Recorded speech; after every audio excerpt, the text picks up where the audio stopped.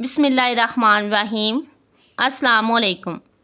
حضرت ابوبکر صدیق رضی اللہ تعالیٰ عنہ کا بدن مبارک دبلا اور قدرے آگے کو جھکا ہوا تھا۔ پہلو میں گوشت کم تھا جس کی وجہ سے تہ بند نیچے لٹکا تھا۔ رنگ سفید، گال کمزور اور داڑھی خشخشی تھی۔ پیشانی فراق اور اونچی تھی۔ آنکھیں گہری اور روشن تھی، بال گھنگرالے تھے۔ حضرت ابوبکر صدیق رضی اللہ تعالیٰ عنہ کی آواز دردناک تھی۔ وہ سنجیدہ اور کم گو تھے۔ بالوں کو مہندی اور بسمہ لگاتے جس سے ان کی داڑھی گہری سرخ نظر آتی۔ یہ معمول انہوں نے مدینہ ہجرت کرنے کے بعد اپنایا۔ اس وقت حضرت محمد صلی اللہ علیہ وآلہ وسلم کے صحابہ میں صرف حضرت ابوبکر ہی تھے جن کے بال کھچری تھے۔ اتنے لاکڑو نحیف حضرت ابوبکر کو مشرکوں نے ابو الفصیل، اللہ میاں کی گائے کا نام دیا تھا۔ انہی کے کاندھوں پر بار خلافت پڑا تو وہ ابو الفحول، شیر نر ثابت ہوئے۔ خالد بن ولید نے بھی جنگی ارتداد میں بعض موقع پر نرم پالیسی اختیار کرنا چاہی، لیکن حضرت ابوبکر نے پورا قصاص لینے کی ہدایت فرمائی۔ عمر نے منکرین زکوٰۃ سے نرمی برتنے کا مشورہ دیا تو بھی وہ اپنے موقف پر قائم رہے۔ ان کے لیے رسالت مآب صلی اللہ علیہ وآلہ وسلم کی طرف سے ملنے والی سند ہی کافی ہے کہ جسمانی طور پر کمزور اور اللہ تعالیٰ کے معاملے میں انتہائی طاقتور تھے۔ بوڑھے ہو کر وہ اور ضعیف ہو گئے، لیکن ان کی ہر فضیلت زیادہ توانا ہو گئی۔ حضرت ابوبکر زمانہ جاہلیت میں شعر کہتے تھے۔ اسلام قبول کرنے کے بعد ان کا شعری اثاثہ وہ 3 مرثیے ہیں جو انہوں نے آپ صلی اللہ علیہ وآلہ وسلم کی وفات پر کہے۔ حضرت ابوبکر صدیق رضی اللہ تعالیٰ عنہ نے اصحاب رسول سے نرمی اور مروت کا رویہ اختیار کیا۔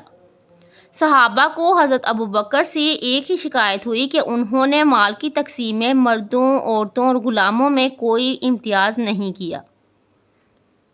اس کی وجہ خلیفہ اول کا اصول تھا کہ مال کی تقسیم میں مساوات ہی زرعی اصول ہے۔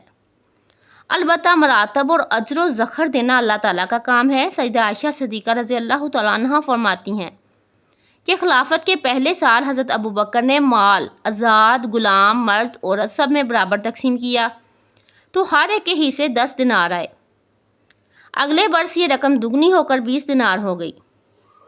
ان کی پالیسی تھی کہ کبار صحابہ کو سرکاری مناصب کم سے کم دیے جائیں۔ اس کی ایک وجہ انہوں نے خود بیان فرمائی کہ میں نہیں چاہتا کہ ان اہل بدر کو دنیا میں ملوث کروں۔ دوسرا سبب یہ تھا کہ وہ ان کو اپنے پاس مدینہ میں رکھنا چاہتے تھے تاکہ انہیں مشوروں میں شامل رکھیں، کیونکہ جب معاذ بن جبل شام گئے تھے تو اہل مدینہ نے بڑا خلا محسوس کیا تھا اور ان سے فقہی دینی مسائل دریافت کیا کرتے تھے۔ تب حضرت عمر نے انہیں روکنے کا مشورہ دیا تھا تو حضرت ابوبکر نے جواب دیا تھا، جو شخص جہاد کے ذریعے شہادت حاصل کرنا چاہتا ہو میں اس کو کیسے روک سکتا ہوں۔ خلافت ابوبکر میں سیدنا عمر کا بہت اہم کردار رہا۔ ہر کام ان کے مشورے سے انجام پاتا، تاہم ایسے موقع بھی آئے جب حضرت ابوبکر کو تنہا کھڑا ہونا پڑا، خصوصاً جیش اسامہ بھیجتے ہوئے، اور منکرین زکوٰۃ کی سرکوبی کے وقت صرف حضرت ابوبکر تھے جنہیں اپنا موقف درست ہونے کا حق یقین تھا۔ انہوں نے خالد بن ولید کے بارے میں بھی عمر کے بار بار کے مشوروں کو رد کیا۔ ان دونوں کی ہم آہنگی اور ان کی بے مثال حکومتوں کو دیکھ کر انہیں عمرین کا نام دیا گیا۔ جب حضرت ابوبکر حضرت عمر ہاتھوں میں ہاتھ ڈال کر چلتے تو آپ صلی اللہ علیہ وآلہ وسلم بہت خوش ہوتے تھے۔ آپ صلی اللہ علیہ وآلہ وسلم نے فرمایا، جو 2 میرے بعد آئیں ان کی پیروی کرو، یعنی ابوبکر، عمر۔ حضرت علی فرماتے ہیں، میں رسول اللہ صلی اللہ علیہ وآلہ وسلم کے پاس تھا کہ ابوبکر اور عمر آئے۔ تب آپ صلی اللہ علیہ وآلہ وسلم نے فرمایا، یہ نبیوں اور رسولوں کے علاوہ پہلے والے اور بعد میں ہونے والے اہل جنت کے ادھیر عمر کے لوگوں کے سردار ہیں۔ اے علی، ان کو نہ بتانا۔ آپ صلی اللہ علیہ وآلہ وسلم ایک روز مسجد میں صحابہ کے حلقے میں تشریف فرما تھے کہ علی تشریف لائے۔ سلام کے بعد وہ بیٹھنے کے لیے جگہ ڈھونڈنے لگے۔ حضرت ابوبکر فوراً کھسک گئے اور انہیں نشست دے دی۔ آپ کا چہرہ مبارک دمک اٹھا اور فرمایا، اہل فضل کی فضیلت اصحاب فضل ہی جانتی ہے اور پہچانتی ہے۔ سخت مشقت اور اصعب شکن معمولات نے حضرت ابوبکر کی اجل کو دعوت دی۔ کوئی اور انسان اس قدر بوجھ اٹھانے کی طاقت نہیں رکھتا تھا جو انہیں اپنے دور خلافت میں اٹھانا پڑی۔ اگرچہ ایسی روایات بھی پائی جاتی ہیں کہ یہودیوں نے ان کو دیر سے اثر کرنے والا زہر ملا کر خزیرہ گوشت جو پانی اور مسالے ڈال کر رات بھر پکایا گیا ہو کھلا دیا گیا، جس سے ان کی وفات ہوئی۔ عطا بن اسید نے یہ بھی کھانا کھایا تھا۔ انہوں نے اسی روز مکہ میں انتقال کیا۔ جب حضرت ابوبکر کی وفات ہوئی، حارث بن کلدہ طبیب تھا۔ اس نے چند لقمے لے کر کھانا چھوڑ دیا تھا، اس لیے ان کی جان بچ گئی۔ زہری کا کہنا ہے وہ بھی بیمار ہو کر فوت ہو گیا۔ زہر خورانے کی روایت قوی نہیں، اس لیے انہیں نہیں مانا گیا۔ سیدہ عائشہ رضی اللہ تعالیٰ عنہا اور عبد الرحمن بن ابو بکر کا بیان ہے کہ 7 جمادی الثانی 13 ہجری کو ہوا سرد تھی۔ حضرت ابوبکر نے غسل کر لیا تو ان کو بخار چڑھنا شروع ہو گیا۔ ایسے بیمار ہوئے کہ مسجد نہیں جا سکتے تھے، چنانچہ عمر کو نماز پڑھانے کا کہا۔ حضرت ابوبکر کی وفات کا 21واں ماہ اگست بنتا ہے۔ سخت گرمی کے موسم میں ٹھنڈ لگنے والی بات عجیب لگتی ہے، لیکن عام مشاہدہ ہے کہ ہر گرمیوں میں چند دن ٹھنڈے ضرور آتے ہیں۔ ممکن ہے وہ دن ایسا رہا ہو۔ یہ امکان بھی ہے کہ انہیں ہجرت کے فوراً بعد ہونے والا بخار اود کر آیا ہو، یا کوئی نئی بیماری لاحق ہو گئی ہو۔ شدت مرض میں حضرت ابوبکر کو طبیب بلانے کا کہا گیا تو ان کا جواب تھا، طبیب نے دیکھ لیا ہے۔ لوگوں نے حیرت سے پوچھا کہ اس نے کیا کہا، تو حضرت ابوبکر نے فرمایا کہ وہ کہتا ہے، میں جو چاہتا ہوں کر ڈالتا ہوں۔ سیوطی کہتے ہیں حضرت ابوبکر رضی اللہ تعالیٰ عنہ حضرت محمد صلی اللہ علیہ وآلہ وسلم کی رحلت کے صدمے سے گھلتے رہے، حتیٰ کہ ان کا انتقال ہو گیا۔ 15 دن کی اس بیماری میں وہ اپنا محاسبہ کرتے رہے اور امور خلافت بھی کس قدر انجام دیے۔ انہیں احساس ہو چکا تھا کہ آخری وقت آن پہنچا ہے۔ حضرت ابوبکر ذاتی طور پر مطمئن اور پرسکون تھے، لیکن مرض الموت میں بھی انہیں مسلمانوں کے معاملات سلجھانے کی فکر رہی۔ انہیں یہ خدشہ لاحق تھا کہ میرے بعد مسلمان کسی انتشار کا شکار نہ ہو جائیں۔ اگر ایسا ہوتا تو کوئی ثقیفہ ان کو دوبارہ متحد نہیں کر سکتا تھا۔ انہوں نے اہل رائے کو جمع کر کے کہا کہ اللہ نے تمہیں میری بیعت سے آزاد کر دیا ہے، میری زندگی ہی میں جسے چاہو اپنا امیر منتخب کر لو۔ سب نے مشورہ دیا کہ ابوبکر اپنی زندگی میں اپنا جانشین مقرر کر جائیں۔ حضرت عمر کو حضرت عمر بن خطاب پر پورا اطمینان تھا، لیکن وہ اپنی رائے مسلمانوں پر ٹھونسنا نہیں چاہتے تھے۔ کچھ روز بعد انہوں نے عبد الرحمن بن عوف کو بلا کر مشورہ کیا۔ ان کا جواب تھا، عمر بہترین آدمی ہیں، لیکن ان میں سختی پائی جاتی ہے۔ تو حضرت ابوبکر نے فرمایا، ان کی سختی اس لیے ہے کہ وہ مجھے نرم پاتے ہیں۔ حکومت ان کے پاس ہوگی تو وہ بہت سی باتیں چھوڑ دیں گے۔ آپ نے دیکھا ہوگا کہ مجھے کسی شخص پر غصہ آتا ہے تو وہ مجھے اس کی طرف سے منانے کی کوشش بھی کرتے ہیں، اور جب میں کسی سے نرمی برتتا ہوں تو مجھے سختی کا مشورہ بھی دیتے ہیں۔ پھر انہوں نے عثمان بن عفان کو بلایا جو ان کے پڑوس میں رہتے تھے، اور ان کی رائے طلب کی۔ انہوں نے فرمایا، عمر جیسا ہم میں کوئی نہیں، وہ باطن میں اپنے ظاہر سے کہیں بہتر ہے۔ ان کے بعد حضرت ابوبکر نے علی، طلحہ، سعید بن زید، اسید بن حضیر اور کئی اور صحابہ سے مشورہ کیا۔ کچھ صحابہ نے حضرت ابوبکر کے مشوروں کی خبر پا کر عمر کی مخالفت کرنا چاہی۔ وہ ان کے پاس حاضر ہوئے۔ طلحہ بن عبید اللہ نے کہا کہ آپ نے دیکھا ہے کہ آپ کے ہوتے ہوئے وہ لوگوں سے کس طرح پیش آتے ہیں، آپ نہ ہوں گے تو ان کا کیا سلوک ہوگا۔ تو حضرت ابوبکر کو غصہ آ گیا۔ شدت مرض سے لیٹے ہوئے تھے، فوراً بٹھانے کو کہا گیا۔ پھر پکار کر کہا، اے اللہ، میں نے تیرے بندوں پر ان میں سے بہترین شخص کو خلیفہ مقرر کیا ہے۔ طلحہ، میری طرف سے سب کو یہ بتا دو۔ اگلے روز انہوں نے حضرت عثمان سے جانشین کی تقرری کو یوں تحریر شکل دلائی، میں اپنے بعد عمر بن خطاب کو تمہارا خلیفہ مقرر کرتا ہوں، تم ان کی سنو اور ان کی مانو۔ اس دوران میں ان کو غشی بھی آئی۔ ان کی اہلیہ اسما بنت امیس انہیں سہارا دے کر دروازے تک لے آئیں۔ تو انہوں نے مسجد نبوی میں موجود لوگوں سے اپنے فیصلے کی تائید لی۔ حضرت ابوبکر نے عمر کو الگ بلا کر کچھ نصیحتیں بھی کیں۔ دوران مرض میں ایک روز حضرت ابوبکر نے دریافت کیا کہ مجھے بیت المال سے کتنا وظیفہ ملا ہے۔ حساب کیا گیا تو 6000 درہم ہوئے۔ انہوں نے حضرت عائشہ صدیقہ رضی اللہ تعالیٰ عنہ کو وصیت کی کہ میری فلاں زمین فروخت کر کے بیت المال کے درہم واپس کر دیے جائیں۔ یہ تحقیقات بھی کی بیعت کے بعد میرے مال میں کیا اضافہ ہوا۔ معلوم ہوا ایک حبشی غلام ہے جو بچوں کو کھانا کھلاتا ہے اور فرصت میں تلواریں سکیل کرتا ہے۔ ایک اونٹنی ہے جس پر پانی آتا ہے اور 5 درہم مالیت کی ایک چادر ہے۔ چنانچہ انہوں نے وصیت کی کہ میری وفات کے بعد یہ چیزیں خلیفہ وقت کے پاس پہنچا دی جائیں۔ روایات میں ایک کھچر، کچھ برتنوں اور ایک چکی کا ذکر ہے۔ حضرت ابوبکر نے یہ بھی بیت المال کے حوالے کرنے کی تلقین فرمائی۔ حضرت ابوبکر حضرت محمد صلی اللہ علیہ وآلہ وسلم کی طرف سے عالیہ، مدینہ کا بلائی علاقہ۔ مدینہ کا بلائی علاقے میں ملنے والی بنو نذیر کی زمین حضرت عائشہ رضی اللہ تعالیٰ عنہ کو ہبہ کر چکے تھے۔ مرض الموت میں انہوں نے حضرت عائشہ صدیقہ رضی اللہ تعالیٰ عنہ سے یہ زمین لٹانے کی درخواست کی تاکہ یہ سارے وارثوں کے حصے میں آ جائے۔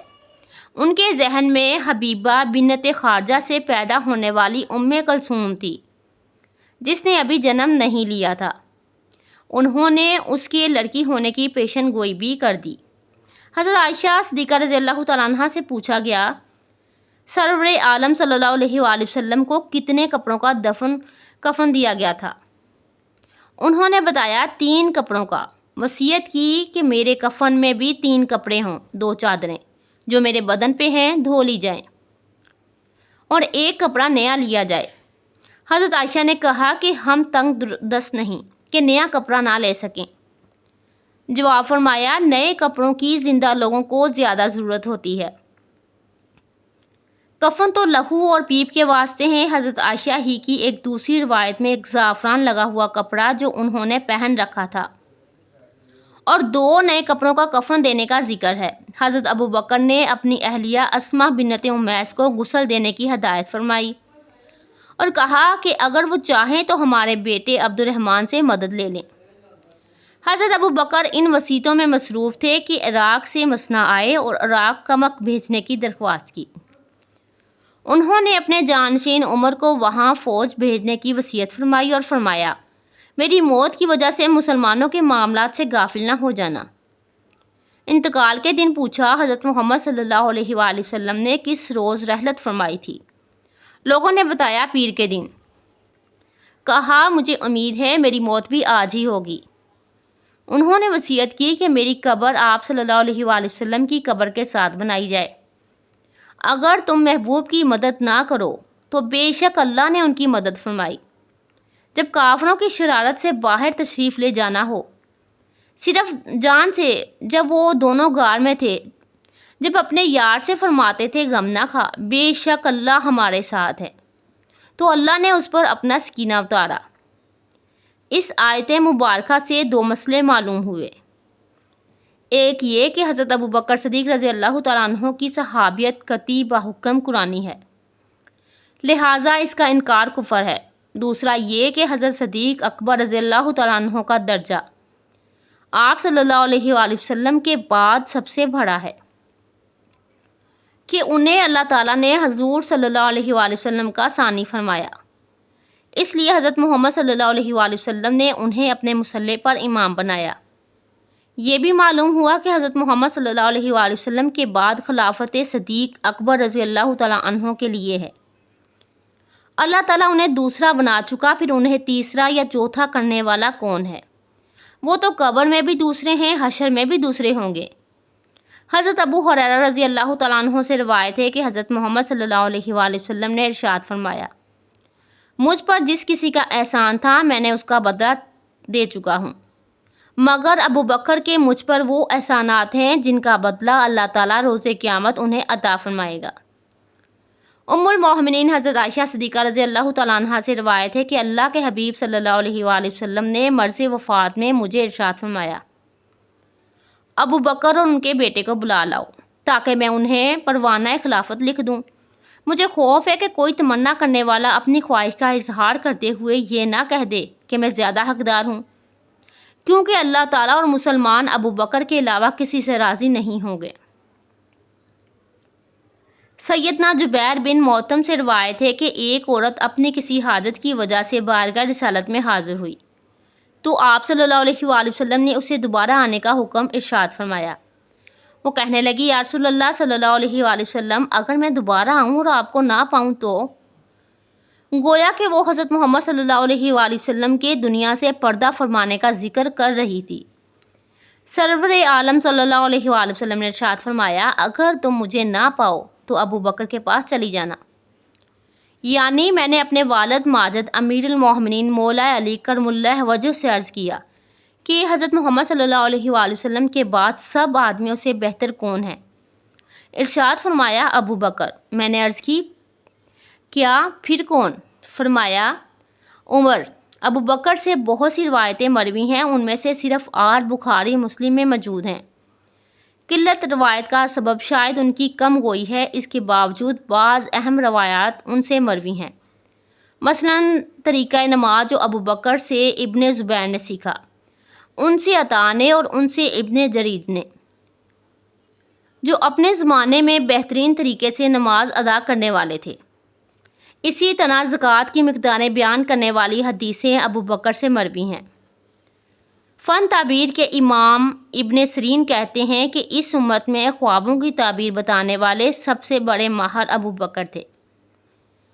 ابو بکر نے حضرت محمد صلی اللہ علیہ وآلہ وسلم سے روایت بیان کی۔ ان سے روایت کرنے والوں میں عمر بن خطاب، ان کی آزاد کردہ غلام اسلم، انس بن مالک، برا بن عازب، جابر بن عبداللہ، جبیر بن نذیر، حذیفہ بن یمان، زید بن ارقم، زید بن ثابت، عبداللہ بن زبیر، عبداللہ بن عباس، عبداللہ بن عمر، عبداللہ بن عمر، عبداللہ بن مسعود، عثمان بن عفان، عقبہ بن عامر، موکل بن یسار، عبد الرحمن بن ابو بکر، علی بن ابو طالب، ابو امامہ باہلی، ابو سعید خدری، ابو موسیٰ اشعری، ابو برزہ اور ابو ہریرہ شامل ہیں۔